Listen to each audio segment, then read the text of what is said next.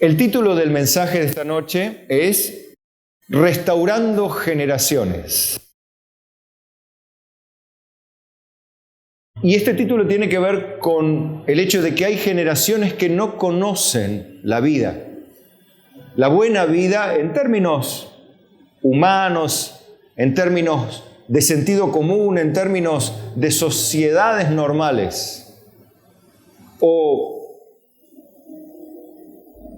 que no conocen el tiempo de nuestros padres, de nuestros abuelos, porque no los han vivido, porque apenas se los han contado.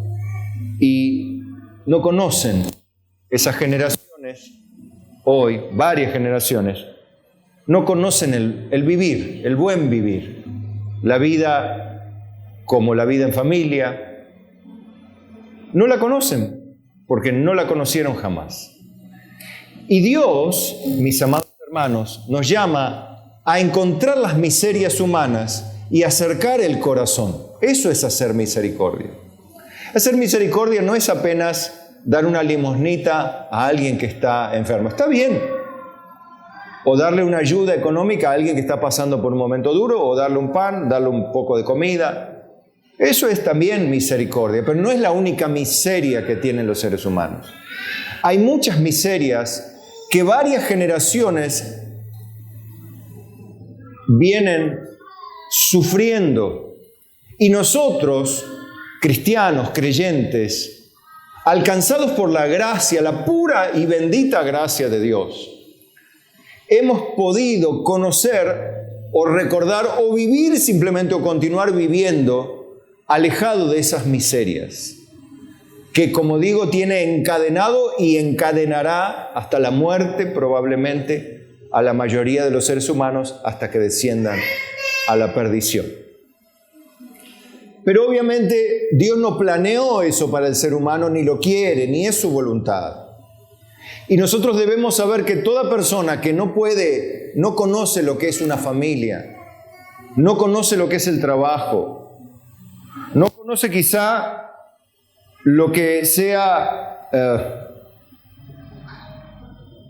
el valor del trabajo en equipo, por ejemplo, y cosas como esas, realmente viven en miserias que se tapan con otras cosas, por un lado con discursos políticos, por otro lado con vicios y prácticas que de alguna manera eclipsan el dolor en la que viven inmersos los seres humanos, alejados del conocimiento de realidades tan comunes para los que son de mi generación y para atrás, eran casi normales por todos lados.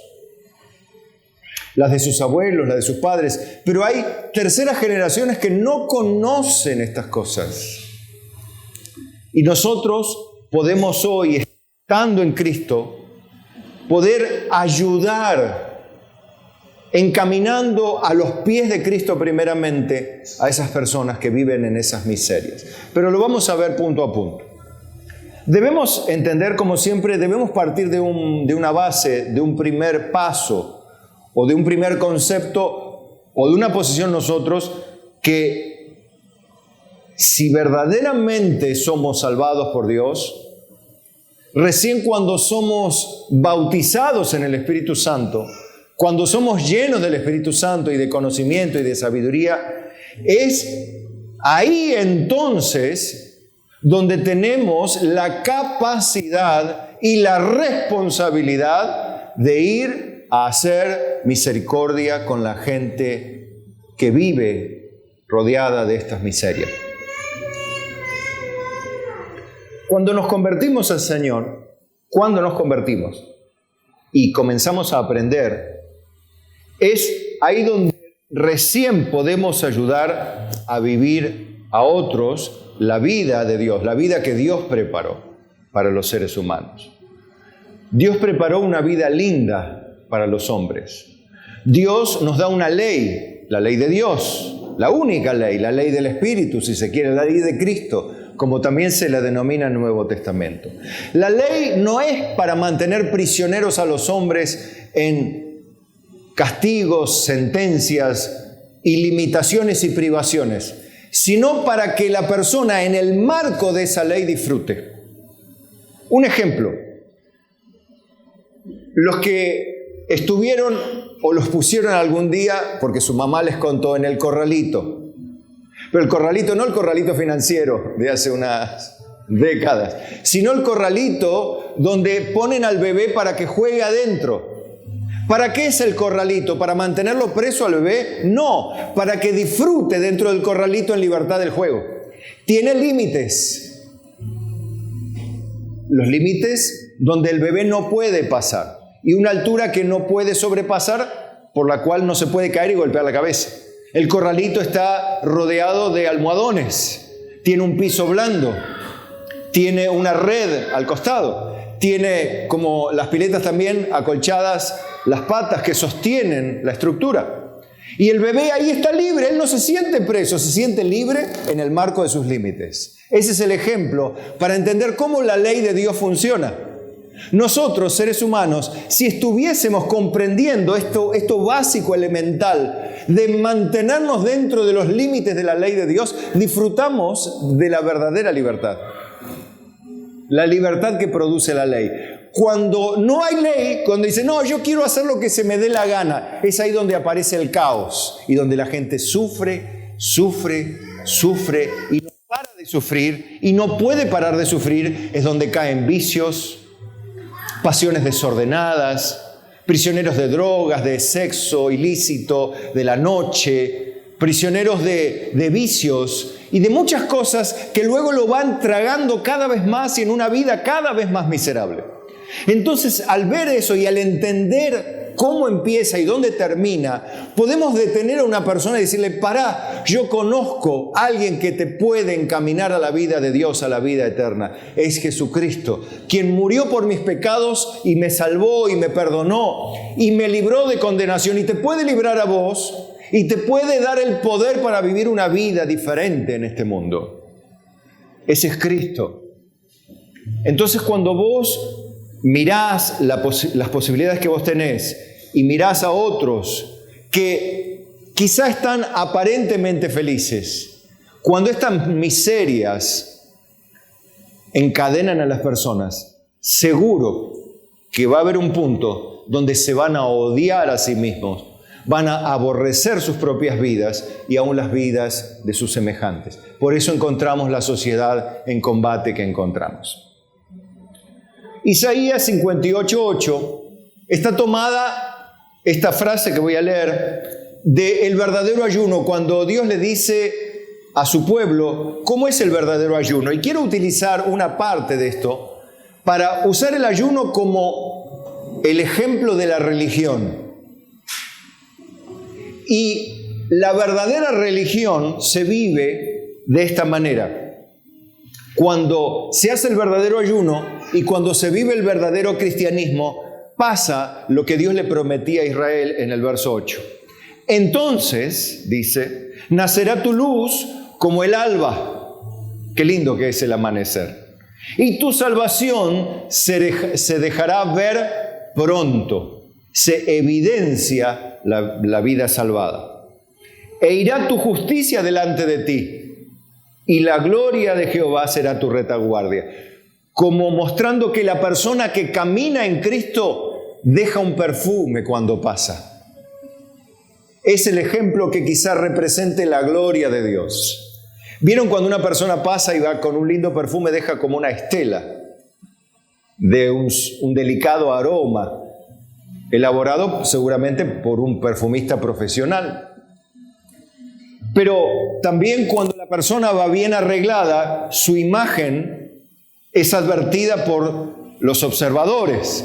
Y una vez que pasa, los observadores sienten el perfume, que bien podrían representar estas dos cosas, la imagen y el perfume.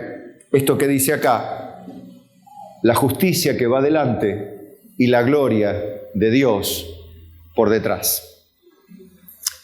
A partir de ese momento, cuando una persona es salvada y transformada y tiene un estilo de vida que se ve, una justicia que se evidencia, una vida justa, imitable, digna de imitar y digamos, permítame usar esta palabra, envidiable, o vamos a usar otra palabra, que no tiene que ver con el pecado, deseable. Una vida deseable. Pero quizás nosotros en nuestro lenguaje decimos, la verdad que lo envidio un poquito, decíamos, ¿no? Y no es una envidia mala. Por ejemplo, veíamos los 3 presidentes últimos uruguayos saludando al presidente entrante del Brasil. Y eran de diferentes partidos políticos, de oposición, pero iban los 3 a saludar a un primer mandatario en otro país. Cosa que acá, ni en el mismo Brasil se dio el tema, ¿no? Como un ejemplo. Y los periodistas decían, ¿qué tomo la frase? Ay, sí, qué interesante esta imagen, ¿no? Estaba Sanguinetti, el presidente Sanguinetti, el presidente... no me sale ahora. Bueno, y el presidente, el actual, ¿no? El anterior y el actual. Bueno, la cuestión es que la periodista decía, sí, qué linda imagen, yo los envidio un poquito, decía. Pero no lo decía de mala manera. Decía, ¿cómo me gustaría en mi país tener esa imagen también? ¿Sí? Bueno, pero cuando nosotros nacemos de nuevo, nuestra vida debería ser deseable para los que viven en miseria. Tiene que ser así. Porque es así donde los podemos ayudar. Dice, entonces invocarás y te oirá Jehová, clamarás y dirá, heme aquí, si quitares de ti, del medio, de ti, el yugo, el dedo amenazador y el hablar vanidad. Y si dieres tu pan al hambriento y saciares el alma afligida, en las tinieblas nacerá tu luz y tu oscuridad será como el mediodía. Fíjate que aún tus cosas malas resplandecerán, no para que todo el mundo las vea, sino que quedarán opacadas o quedarán escondidas por la luz de tus buenas obras. Como diciendo, se te perdonará aún tus errores, porque sos una persona que tanto valor tiene, que como es humana, todo el mundo sabe que erra, pero no le toman en cuenta sus errores. ¿Por qué? Porque valen mucho más sus virtudes y su calidad humana. Jehová, y aquí viene una parte muy linda, te pastoreará siempre y en la sequía saciará tu alma. Qué bueno esto, ¿no? ¿Sabés cuando estés sediento? Cuando te sientas solo, sabés que Dios promete ir a acompañarte y a darte de beber agua viva para que no te sientas solo. Al punto que dice, dará vigor a tus huesos, tiene que ver con que te va a dar fuerza interior. La fuerza de voluntad que a veces no tenemos cuando nos alcanza el desaliento, el desánimo, la frustración. Cuando somos alcanzados, siendo creyentes digo, somos alcanzados por estas cosas. Por el desgano, quizá por las muchas luchas que nos abaten. Pero Dios promete, no te lo prometo yo, Dios te lo promete, que Él dará vigor a tus huesos y mira lo que vas a hacer. Vas a ser como huerto de riego, como manantial de aguas, cuyas aguas nunca faltan. ¿Qué le pasa a un huerto cuyas aguas nunca faltan? Es un huerto muy fértil, da mucho fruto, es deseable. Naturalmente es un huerto que va a tener muchas cosas lindas para tomar. Y dice, y los tuyos edificarán las ruinas antiguas, los cimientos de generación y generación levantarás y serás llamado reparador de portillos, restaurador de calzadas para habitar. Bien, de ahí saqué o me inspiró el título del mensaje, Restaurando Generaciones. Dios dice que las personas salvadas serán llamadas junto con sus familias a ser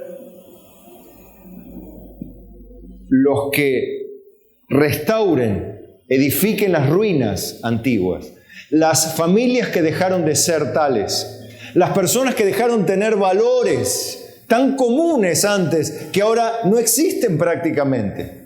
Dios nos da la capacidad de ir y entrar en familias que nos den lugar a enseñarles el camino de la vida eterna y con ello el camino para restaurar sus hogares, para restaurar sus familias, para restaurar lugar para vivir en un mundo donde no se puede vivir prácticamente. Mirá qué tesoro y qué poder pone Dios en las manos. ¿Por qué? Porque, como dije al principio, hay generaciones, y vos lo podés ver hoy, que no conocen lo que significa vivir en familia. No conocen, no saben lo que es vivir en familia. Viven juntos, gente junta, se juntan las personas, se juntan de a muchas, pero no saben lo que es una familia. No entienden lo que es una familia, pero en Dios se puede encontrar el verdadero significado porque Él la diseñó de una sola manera, no de varias. Hay una sola manera de tener una familia. Al punto que Dios le dice a los solos, inclusive en el Salmo 68:6, Dios hace habitar en familia a los desamparados. Saca a los cautivos a prosperidad, mas los rebeldes habitan en tierra seca. La gente que se rebela contra Dios seguirá viviendo en miseria. Pero la misericordia que vos pongas en práctica para con gente que está en esta condición miserable de no entender lo que es una familia, no la conoce, no es que no quiere, no sabe porque no tuvo un lugar donde disfrutó del amor familiar, no lo conoce. Pero Dios hace habitar en familia aún a los solos.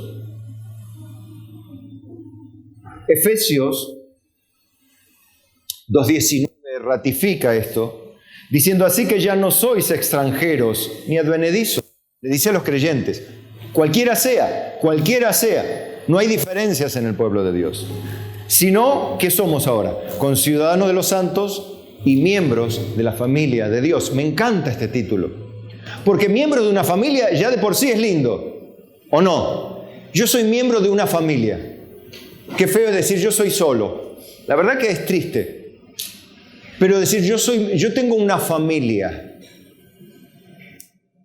Otra vez vimos, más que nunca en este tiempo, qué linda se ve la familia en el Mundial. Qué linda que se ve.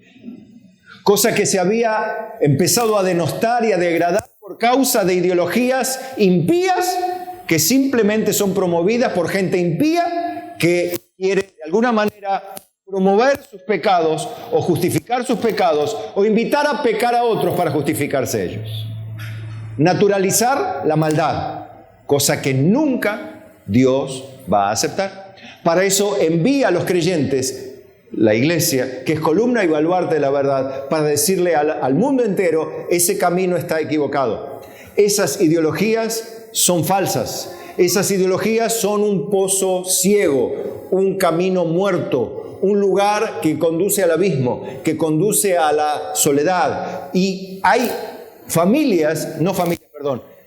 personas sueltas en el mundo, infectadas con estas ideas, intentando ser felices, pero cayendo en aberraciones cada vez más duras, fruto de la prédica de los movimientos falsos que continuamente quieren devorar la idea básica, sencilla, elemental, tradicional, divina, eterna que Dios simplemente diseñó. En Colosenses 3:18 hay un breve resumen de esto que digo, que al mundo le parece raro ya. Es más, le parece una pieza de museo, le parece ofensivo inclusive. Dice en el verso 18, casadas, estad sujetas a vuestros maridos, como conviene en el Señor. Como conviene. Fíjense que la Biblia dice que no es una obligación de por sí o per se, sino que les conviene estar así. Bueno, pues yo no creo en Dios. Bueno, es que ese es el problema. Estás viviendo una vida miserable y viviendo como mujer independiente influenciando a otras mujeres a ser no sujetas a sus maridos, para que sean ellas las personas que no deben ser y vivan una vida que no les convenga. Porque a las mujeres les conviene en el Señor vivir sujetas a sus maridos. No es como dijo, un mandamiento liso, llano, sin propósito, sino que tiene bendiciones en ese aspecto. No voy a desarrollarlo, pero conviene. Si Dios dice que conviene, conviene. Ahora, no dice maridos sujeten a sus esposas, no está diciendo eso. Porque algunos dicen, ¿cómo va a poner? No.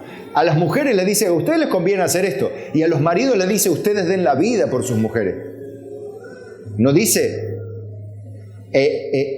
sujeten, atajen, encadenen y esclavicen a sus mujeres. No dice eso. Maltraten a sus mujeres. No dice eso. Dios no dice eso. Dios dice que el marido ponga la vida por su mujer. Es más, dice, maridos, amad a vuestras mujeres. Inclusive le dice, no seáis ásperos con ellas. Como diciendo, vos marido tenés que ser dulce con tu esposa. Pero eso lo dice la Biblia. Claro que lo dice la Biblia. Lo que pasa es que la gente no lee la Biblia y vive en una vida de odios. Los machistas, las feministas, los hombres, las mujeres y acá y allá, odiándose unos a otros porque no conocen la familia. No la conocen, no la conocieron. Hay generaciones que no la conocieron. Y a los hijos, ¿qué le dice? Hijos, hagan lo que quieran, disfruten su libertad. Hijos, ¿qué les dice? ¿Qué dice el Estado a las hijas? Hijas, tengan la libertad de abortar cuando ustedes quieran. Tengan relaciones con quien quieran. Con tal de que usen protección y se hagan lo que quieran. Decidan ustedes qué hacer con su cuerpo. No hablan de la persona que se forma en el cuerpo. La desaparecen de la ecuación. Ya de por sí eso es una estafa. No hay un sincero análisis, hay una omisión pecaminosa en la declaración, hay una omisión pecaminosa, es una frase fraudulenta. La interrupción voluntaria del embarazo es una frase fraudulenta, dice lo mismo, pero le dice a los hijos, hijos, obedeced a vuestros padres en todo, porque esto agrada al Señor. Pero a los padres les dice, padres, no exasperéis a vuestros hijos para que no se desalienten. ¿Qué les está diciendo? Padres, críen bien a sus hijos, no se descarguen con ellos. No tengan a sus hijos como el objeto de su ira, como el objeto de su violencia, como el punto de descarga, como el punto más débil para tirar a tierra todo su alto voltaje con quien viene del trabajo y descargar todo el alto voltaje, empezando por el perro, siguiendo por el hijo, continuando por la mujer y siguiendo por el vecino. Y por quien pase también. Por supuesto, eso está mal. Claro que está mal. ¿Por qué está mal? Y porque nadie le enseñó a vivir en familia a los hombres. No le enseñaron a los hombres a vivir en familia, no le enseñaron a cuidar a sus mujeres, no le enseñaron a dar su vida por sus mujeres, no le enseñaron a tratar a su mujer como a vaso más frágil, no les enseñaron. ¿Por qué? Porque no había quien les enseñe, porque se perdieron entre las generaciones los valores tan sencillos que hacen de la familia un lugar feliz, o como se decía en mi época, un pedacito de cielo. Un pedacito de cielo. No es el cielo. Es una manera de decir.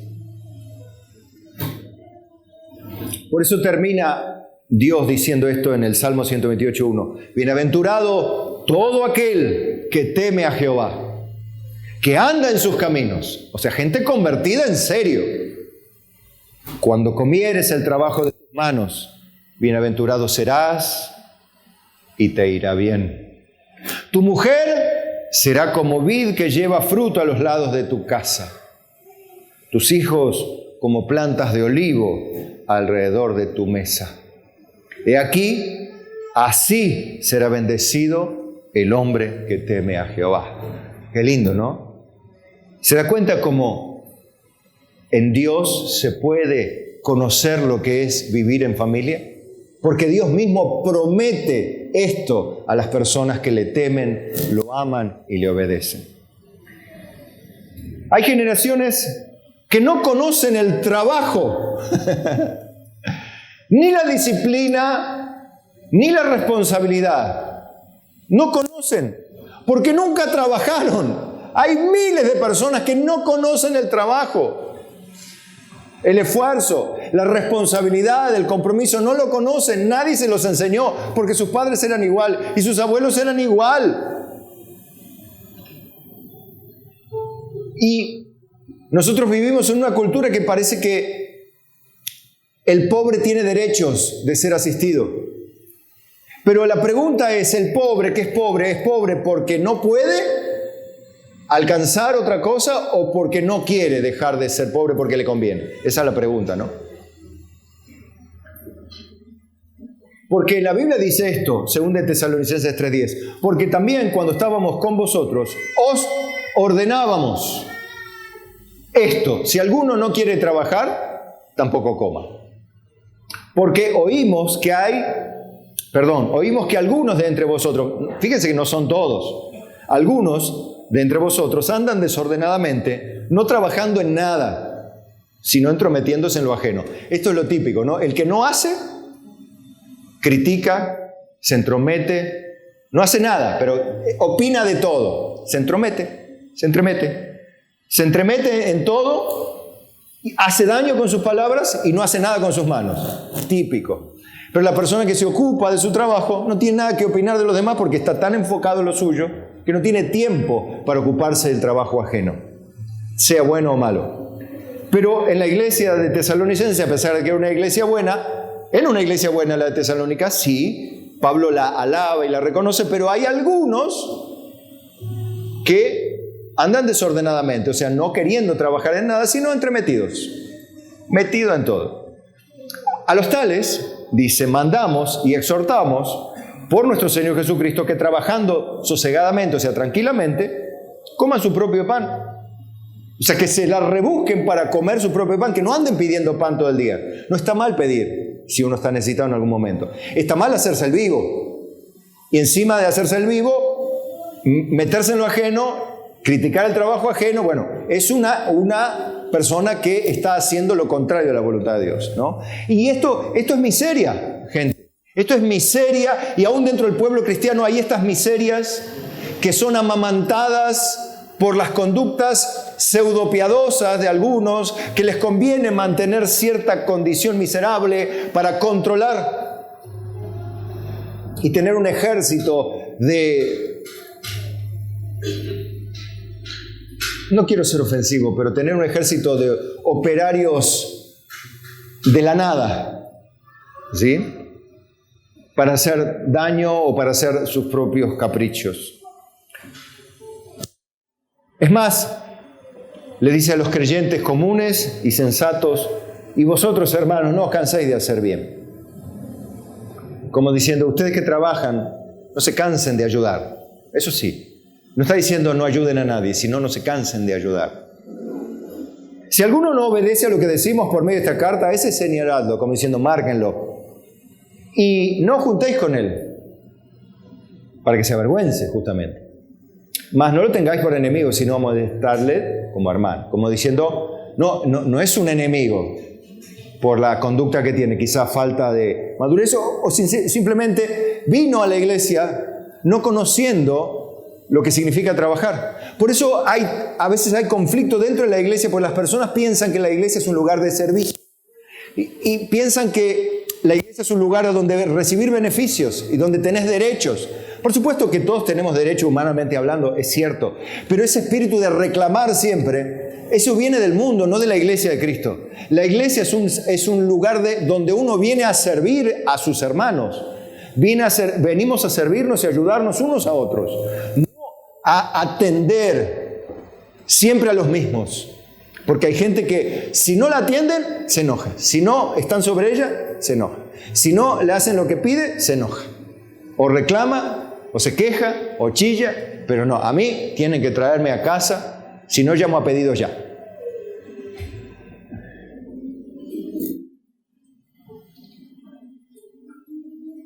Una vez, recuerdo hace años atrás, no sé qué, una hermana, digo yo, no me llamó Y no sé qué pidió que no le podía conceder en ese momento. Y me amenazó con dejar de ser oyente de la radio. Y yo dije, ¿qué me importa? Le digo yo. Si yo no estoy acá vendiendo nada, si no estoy regalando vida eterna a través de la predicación del Evangelio. Decía, si quiere cambiar de día, cambiar. Decía, no hay ningún problema. Traté de convencerla de que entre en razón, pero bueno, no sé qué habrá hecho, ni recuerdo, pero me acuerdo, me quedó patente ese tipo de amenaza como poniéndome que iba a quedar fuera de la audiencia. Sí, yo no ando buscando audiencia, ando sembrando la palabra, nada más. No ando buscando clientes por la radio, ando buscando corazones que no los busco yo, en realidad los sabe Dios. Yo salgo a sembrar y tiro a los 4 vientos de Córdoba y más allá de Córdoba la palabra de Dios y cae en corazones de diferente calidad. Y en algunos cae que son corazones que oyen la palabra oída, que son los corazones que son buenos y rectos, que retienen la palabra oída, dan fruto con perseverancia, al 30, 60 o a 100 a 1. ¿Sí? Pero definitivamente no vendo nada, ni ando buscando clientes, ni adeptos, ni seguidores, ni nada.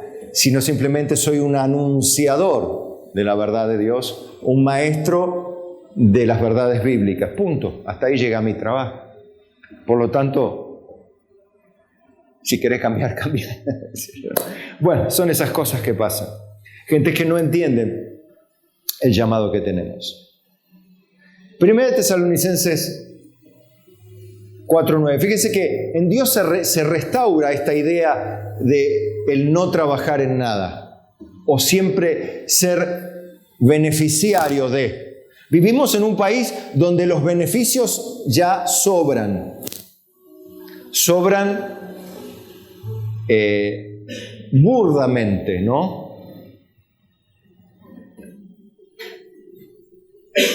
Y esto genera en las diferentes generaciones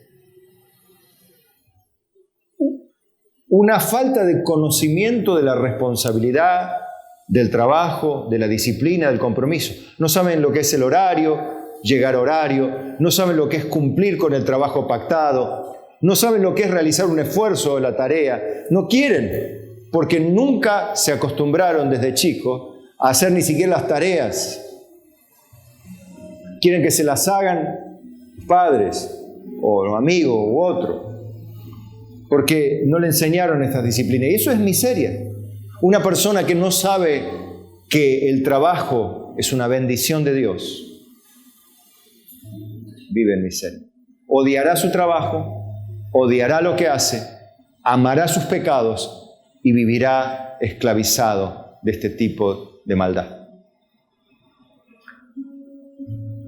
1 Tesalonicenses 4:9 dice, pero acerca del amor fraternal no tenéis necesidad de que os escriba, porque vosotros mismos habéis aprendido de Dios que os améis unos a otros.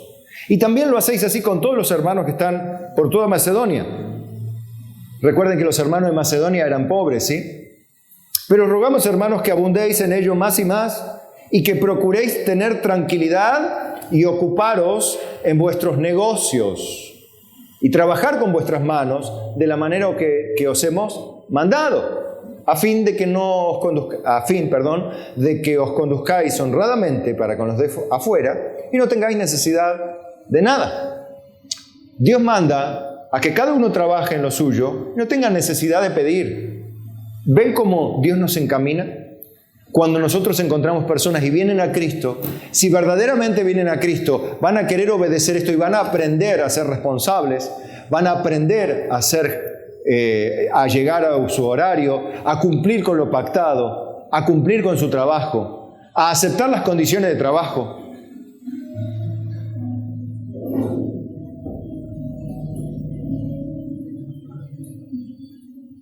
Inclusive hay generaciones que no entienden el valor del trabajo en equipo ahora por sobre las individualidades egoístas. Hay personas que dicen, no, yo trabajo solo, mejor solo. Pero esto es una idea que no está en la Biblia así. El trabajar solo no es un diseño de Dios. El trabajar en equipo es un diseño de Dios. Y hay mucha gente que ya no sabe relacionarse porque no ha aprendido a relacionarse, por lo tanto no puede trabajar con otros, porque vive chocando, vive chispeando, vive renegando, vive maldiciendo. Te dice, no, mejor trabajo solo. Cuando la Biblia dice en Eclesiastés 4:9, dice, mejores son dos que uno, porque tienen mejor paga de su trabajo. Porque si cayeren, el uno levantará a su compañero, pero hay del solo que no tiene, que cuando cayere no habrá segundo que lo levante. Ese es un beneficio. Y si alguno prevaleciere contra uno, dice el verso 12, dos le resistirán y cordón de tres dobleces no se rompe pronto. Ya lo decía Martín Fierro también, ¿no? Como siempre lo citamos, de José Hernández, ¿no? Escritor sabio en esa parte. Los hermanos sean unidos, en cualquier tiempo que sea, tengan unión verdadera, porque si así no fuere, lo devoran los de afuera. Evidentemente hay, si el Martín Fierro lo declaraba. ¿Quién no estudió el Martín Fierro cuando era chico? Bueno, yo no, pero lo sé, esa parte. Conozco al viejo Vizcacha. Ahora, la Biblia, que es mucho más que lo que podría escribir José Hernández, habla del trabajo en equipo por sobre la individualidad, rinde más. Pero como digo, vivimos en una sociedad donde el individualismo prevalece sobre el trabajo en equipo. Y otra vez cito el Mundial. Me van a decir, otra vez con el Mundial. Bueno, pero esto se vio en la selección argentina. El juego en equipo verdaderamente por sobre la individualidad de los buenos. Más allá de que los buenos son buenos, pero el trabajo en equipo produjo el fruto que verdaderamente hace la copa. En otros tiempos la individualidad egoísta no hubiese producido eso, como de hecho pasa.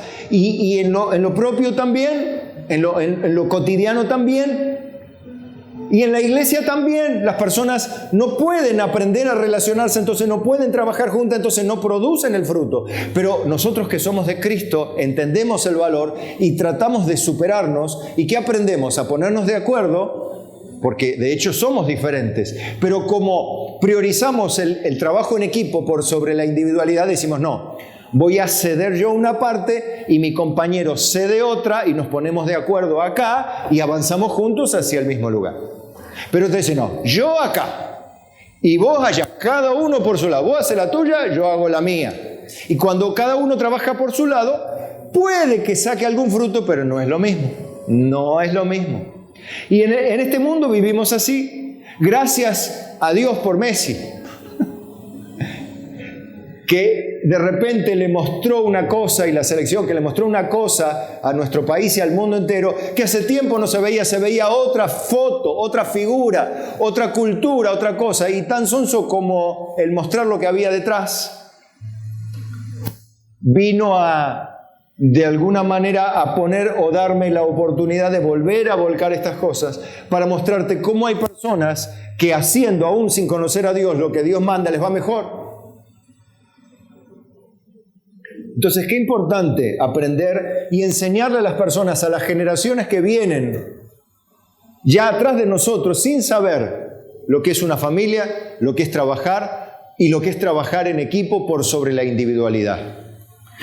Fíjense que en Lucas 10:1, ¿cómo manda Jesús a los suyos? Dice, después de estas cosas designó el Señor también a otros 70. ¿A quién? Envió de dos en dos delante de él a toda ciudad y lugar a donde él había de ir. ¿De cuánto los mandó? De dos en dos. Los podría haber mandado de uno en uno. Vayan ustedes, uno allá. Así va a 70 lugares. Pero no, fue a 35. ¿Por qué a 35? Y porque iban de dos en dos.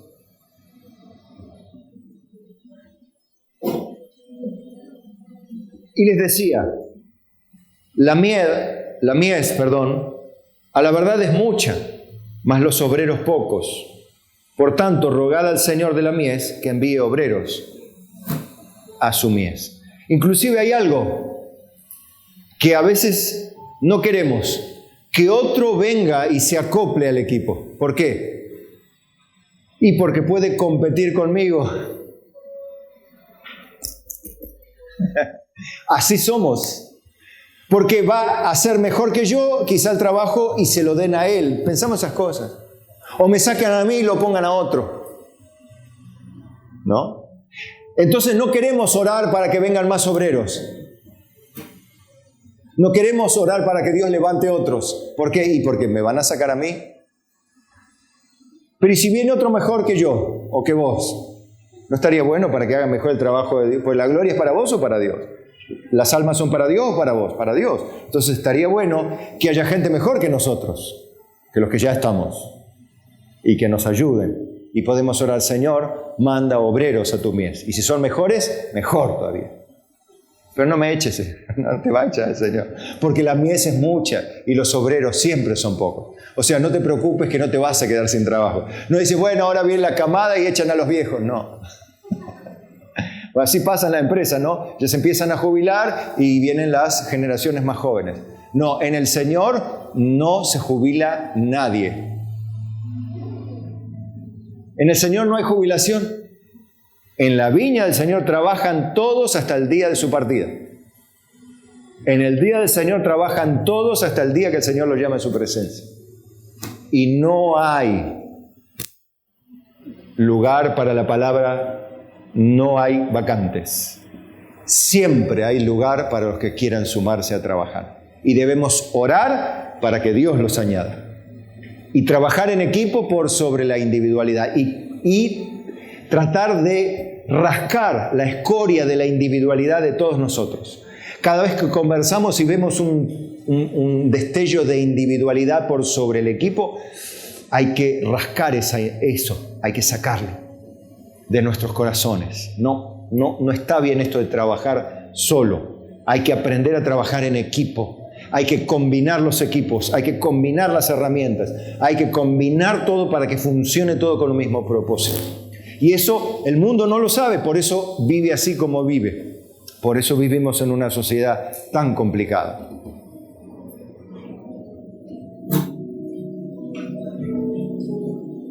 Inclusive me animaría a decir que hay generaciones, y aún de cristianos,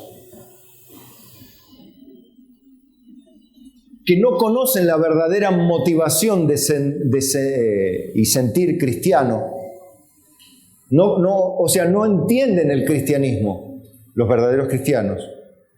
Pero los que obedecen las Escrituras de corazón caminan diferente a esa mayoría apóstata.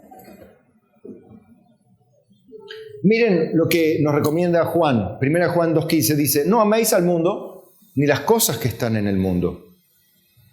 Si alguno ama al mundo, el amor del Padre no está en él.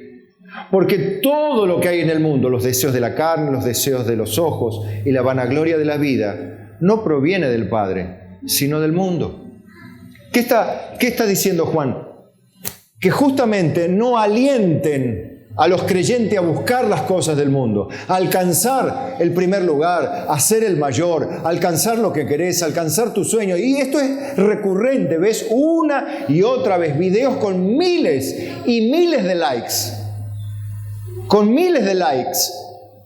Gente que vive alentando a los cristianos a soñar, a buscar lo suyo, a alcanzar sus propios sueños, a pedirle a Dios todo lo que querés para este 2023. Hacé una lista. Bueno, yo no se lo voy a hacer porque ya lo hice para Papá Noel.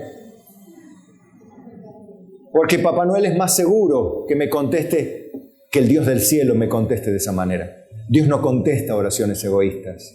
Dios no contesta cartitas de Papá Noel. Dios contesta la oración de los santos de Dios, de los que son de Él, de los que entienden el cristianismo. Lo dice Santiago. Pedís y no recibís porque pedís mal.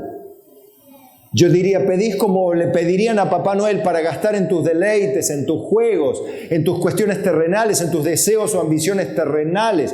Y esto se esparce como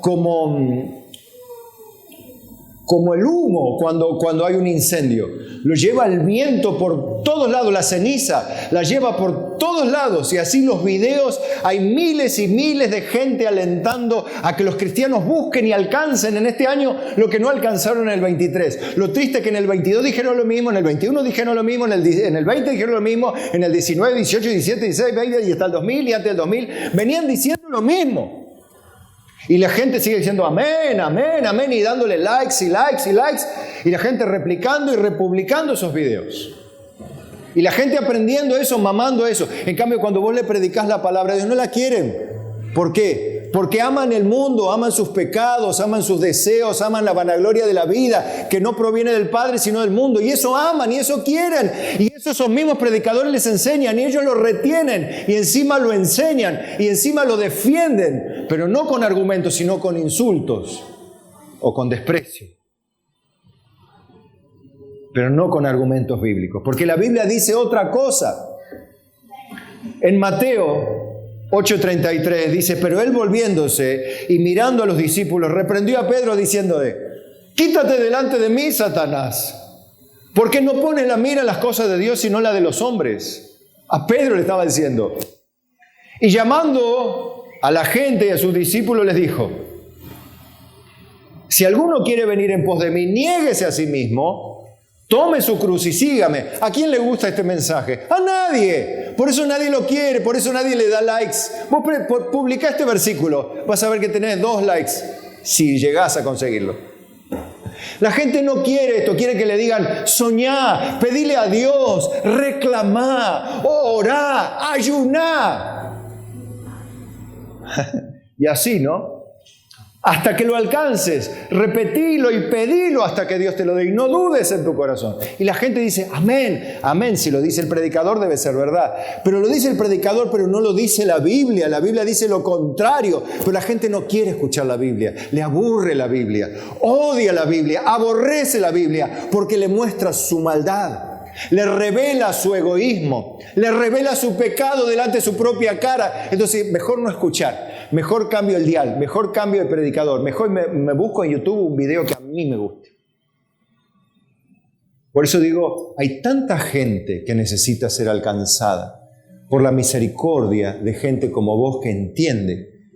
Entiende que no es ninguna ciencia, entiende porque lee, porque dice, si alguno quiere venir en pos de mí, niéguese a sí mismo, tome su cruz, y a veces en otros lugares dice, cada día, y sígame. Y nadie dice que aborrezca todo lo que posee y se aborrezca a sí mismo, no puede ser mi discípulo.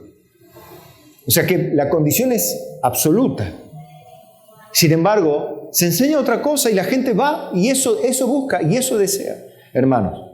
Porque todo el que quiera salvar su vida la perderá, pero todo el que pierda su vida por causa de mí y del Evangelio, la salvará. Y entonces Jesús hace una pregunta, ¿no? Para que reflexionen. Esto Pedro no entendía todavía, por eso le decía, Señor, no te acontezca tal cosa. Y el Señor se da vuelta y le dice, ¡Pedro! No le dice Pedro, le dice, apártate de mí, Satanás, directamente le dice, porque tú me eres de tropezadero. Y se da vuelta para el otro lado y dice a la gente, si alguno quiere venir en pos de mí, niéguese a sí mismo, tome su cruz y sígame. Porque todo aquel que quiera salvar su vida la perderá, pero todo aquel que pierda su vida por causa de mí del Evangelio, la salvará. Porque, ¿qué aprovechará el hombre si ganare todo el mundo y perdiere su alma? ¿O qué recompensa dará el hombre por su alma?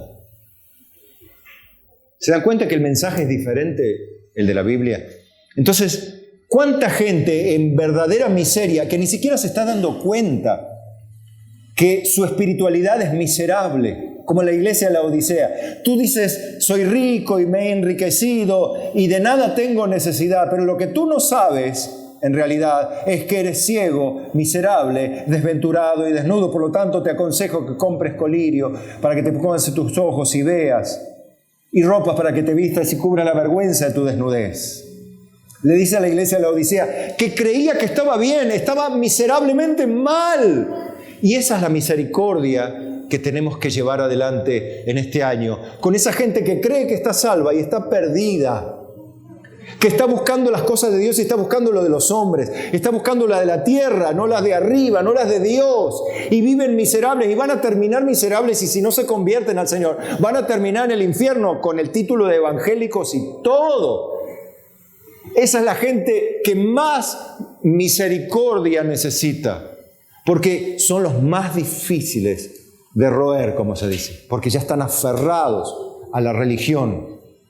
Están aferrados a una cultura donde no conocen lo que es la familia, no conocen lo que es el trabajo, no conocen lo que es el trabajo en equipo por sobre el trabajo individual, no conocen ni siquiera el sentir del verdadero evangelio, que es negarse cada día para cargar con la voluntad de Dios todos los días.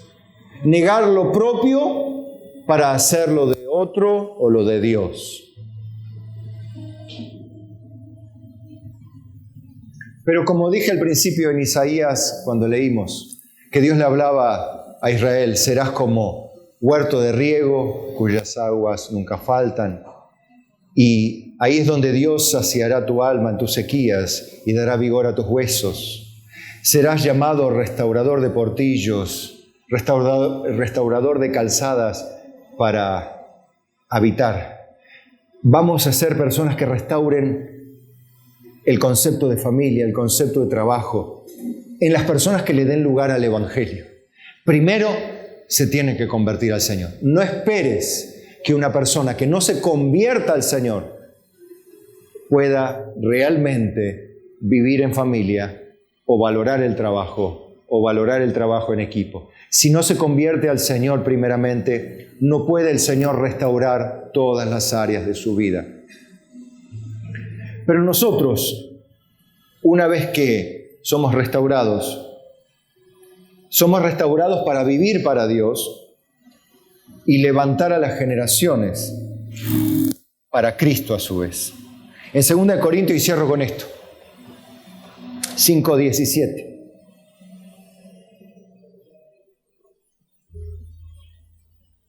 Para que veas que primero, para sacar de la miseria a todas estas personas, la miseria de no conocer lo que es vivir en familia, de no conocer lo que es el trabajo responsable, de no conocer lo que es el trabajo en equipo por sobre el trabajo individual, de no conocer ni siquiera el evangelio de la gracia, el evangelio de Cristo, el evangelio de la autonegación, de la abnegación, del servicio, del compromiso, no el evangelio baratija, el evangelio los sueños egoístas, el evangelio de las vanidades. No es evangelio. Ese es un evangelio miserable, falso, mentiroso. Sino el evangelio de la paz con Dios, el evangelio de Cristo, el evangelio de la gracia. Yo le digo a todos los que están en Cristo lo que dice 2 Corintios 5:17. De modo que si alguno está en Cristo, digan conmigo, nueva criatura es. He aquí, las cosas viejas pasaron, he aquí todas son hechas nuevas. ¿Se dan cuenta que cuando está en Cristo, todo se puede empezar a hacer de nuevo? ¿Y todo esto de quién proviene? ¿Del mundo? No, de Dios, quien nos reconcilió consigo mismo por Cristo y nos dio el ministerio de la reconciliación. Que Dios, ¿cuál es el ministerio de la reconciliación? Que Dios estaba en Cristo reconciliando consigo al mundo, no tomándoles en cuenta a los hombres sus pecados, y nos encargó a nosotros la palabra de la reconciliación, el mensaje del Evangelio que habíamos hablado, para alcanzar a los perdidos. Así que somos embajadores en nombre de Cristo, como si Dios rogase en medio de nosotros. Os rogamos en nombre de Cristo, reconciliaos con Dios. Al que no conoció pecado, por nosotros lo hizo pecado, para que nosotros fuésemos hechos justicia de Dios en él. Si alguno está en Cristo, todo esto puede ser hecho de nuevo, pero hay que estar en Cristo. No en la iglesia solamente. En la iglesia viene Cualquiera. Pero a Cristo no viene cualquiera. ¿Quién viene a Cristo? Los que Cristo salva, regenera, limpia, transforma, purifica y los mete en el proceso santificador del Espíritu. Donde los que reciben la palabra y son bautizados son enseñados a guardar todas las cosas que Jesús nos ha mandado, entre las cuales vivir en familia, como Dios manda, trabajar como Dios manda, trabajar en equipo por ser trabajo individual como Dios manda, y vivir el verdadero evangelio como Dios manda. Esto todo, lamentablemente, vivimos en un mundo y que tiene una iglesia que en gran parte no conocen esto y viven en miseria espiritual. Pero vos que estás en Cristo podés ser de aquellos que restauren generaciones perdidas, llenas de miseria por sus propios pecados, por malos predicadores, por ideologías terrenales, por cosas que nada tienen que ver con Dios, que han sido invadidas, inundadas, infectadas sus mentes y sus corazones. Pero hoy vos, siendo mensajero de la luz y de la verdad de Dios, podés alumbrar a esos corazones cargados de miseria, rodeados de miseria, para que comiencen a vivir una vida diferente. Una vida según Cristo, una vida nueva, para que el pasado nunca más vuelva al presente y la vida de Cristo resplandezca para siempre en los libros de Dios, de esa nueva criatura. Amén. Denle un aplauso al Señor.